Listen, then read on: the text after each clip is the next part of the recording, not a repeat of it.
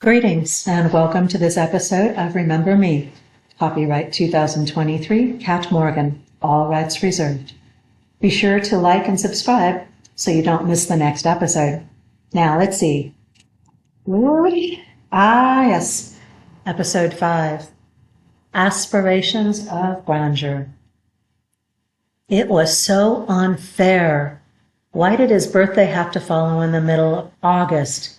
Summer in Verona was always horrible. It rained all the time and it was so hot, and the electricity? What a joke! Where his family lived in Villaggio dell'Arco was a slum, and he was not going to stay there 1 second longer than he had to, which was still a while, considering he had just turned 12. After the sorry excuse for a birthday party with only his family in attendance that afternoon, he'd asked to go to his room as soon as he could. His 2 older sisters had been mean and rude to him again, as usual, teasing him every time he tried to talk. His voice was changing, which was on its own a kind of form of torture. How was he going to be a famous opera singer when every other note went from a pure tenor to a screeching falsetto? His sisters thought it was the funniest thing they'd ever heard, and they made sure he knew what they thought, repeatedly. His mother was no help. Cowed by years of being beaten by his father, she'd simply given up trying to defend him against even his sisters, whom his father adored. Why? Just because they made him espresso every morning with freshly baked biscotti? He was sure there was something else going on because he couldn't understand it. They were just fat cows who did nothing but moan and complain when his father wasn't around, pinching him when his mother's back was turned. It was so unfair. Finally, alone at last in his room, it was a little better. His sisters shared the main floor with his parents. Their rooms had windows you could open. Their rooms had real fans that would blow lovely, cool air across your face. And where was his room? In the attic. Why? It was so unfair. If you asked his father, he'd tell you that real men don't need comfortable rooms, that the heat and humidity would only serve to toughen him up, and that he could obviously needed to be toughened up, since he was always complaining about it. Of course he complained about it, at least to his mother. She wouldn't smack him in the back of the head. But his father seemed to have some superpower of hearing, and never failed that as soon as he mentioned the fact that there was no air up there, that he couldn't breathe, there'd be just one heavy footstep behind him and whack. It was enough to drive anyone mad. Laying spread eagle on his bed, wearing only his briefs, he stared at the roof above his head.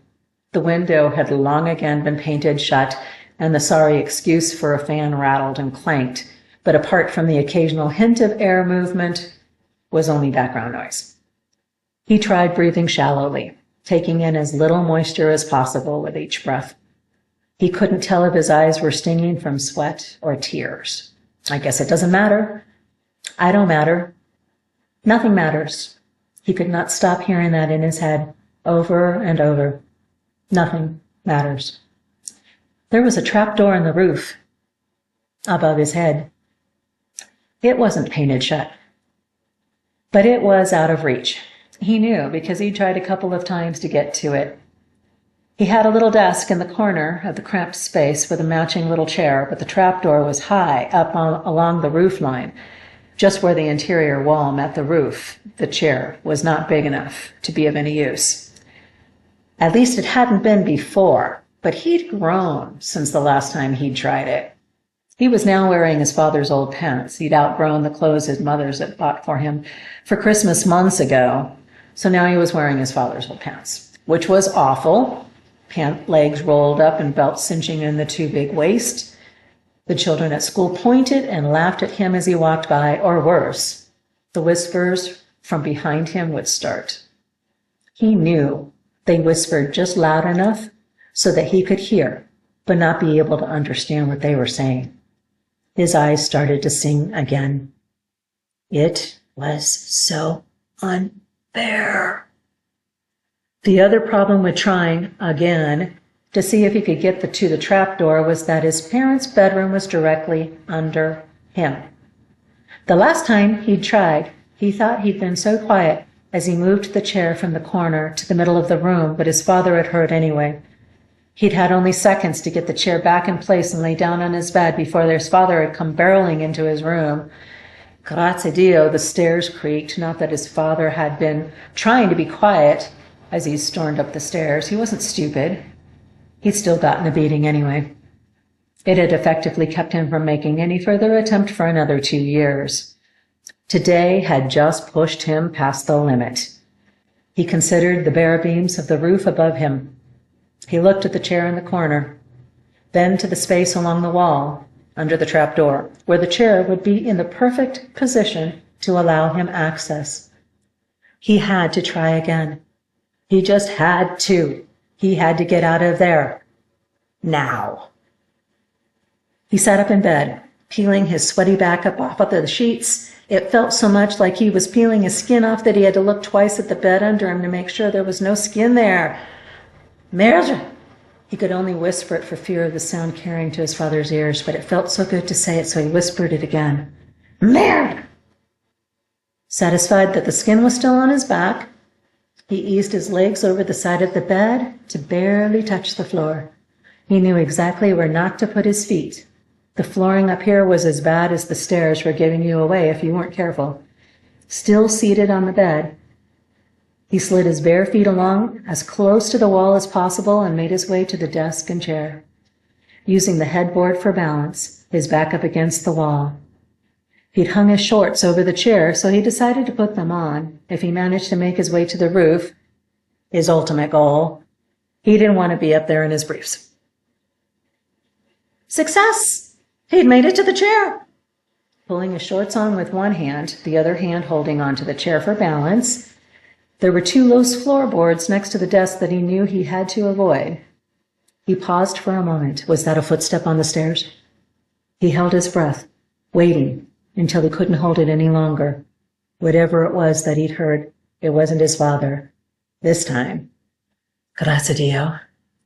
Now came the tricky part, getting the chair to the other side of the room with no sound. His heart was hammering in his chest. Annoying trickles of sweat ran down his spine, and he realized he needed to pee. Well, that would have to wait. He knew how to do that, too. Once you were in bed, you did not get out of bed until it was time to get up. His father, a butcher, had a heavy hand with well-developed arm muscles that could crush the thigh bone of a cow with one swing of the mallet. He was all too familiar with that hand. He surveyed the floor, identifying areas to avoid and areas where it was safe to step. Lifting the chair off the floor, he pivoted in place so he was facing the bed once again. No way could he retrace the path along the wall while holding a chair. So he bent his knees to give him as much balance as possible, then lifted his right foot and placed it carefully where the 2 floorboards met. The joints seemed to be the safest place to step, but it was never a given. Caution and care were much better than speed. Letting his weight rest on his leading foot, little by little, he managed to shift position. His arms were already getting tired from holding the chair up. Now, where was his next step? He eyed the distance to the bed from his new position and decided one large step would see him within arm's distance. There. He could set the chair down for just a moment, but his hands were starting to go numb, so tight was his grip on the chair. He tried to take a breath, but the air was stifling. More sweat trickled down his face and into his eyes. Despair was closer than the bed was at this point. Getting a hold of himself and a better grip on the chair, he shifted his weight forward and pulled his left foot forward to rest briefly on the floor in front of him before once again bending his knees and leaning forward to step way, way in front of him. He almost fell over. Touching his left foot to the floor, he shook his head, trying to clear the sweat out of his eyes. Useless. He gave that up and blinked hard instead. He had to see where he was going. The bed was one more step away, and he thought he could, maybe, use the bed to help him maneuver the chair into position. He was just one large step away. He shifted his weight one more time, leaned forward, and moved his right foot up and over to the safe spot next to the bed. Gasping for air now, he slowly put his weight on that foot and lifted the chair up and onto the bed.